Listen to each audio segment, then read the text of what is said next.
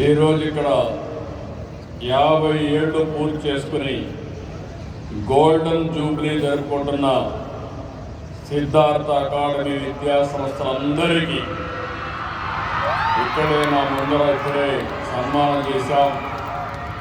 ఎంతోమంది దాతలు ముందుకు వచ్చారు.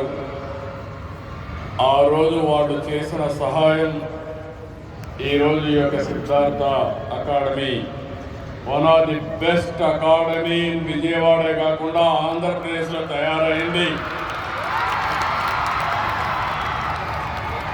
ముందు చూపుతో ముందుకు వచ్చినటువంటి దాతలందరినీ అభినందిస్తున్నా.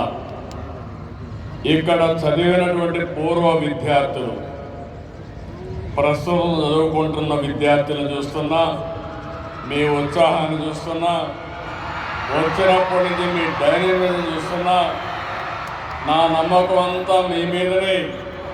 తప్పకుండా ఈ సిద్ధార్థ అకాడమీ ఇన్స్టిట్యూషన్లో ఉండే పిల్లలు మీరు ఒక చరిత్ర తిరగరాయబోతున్నారు.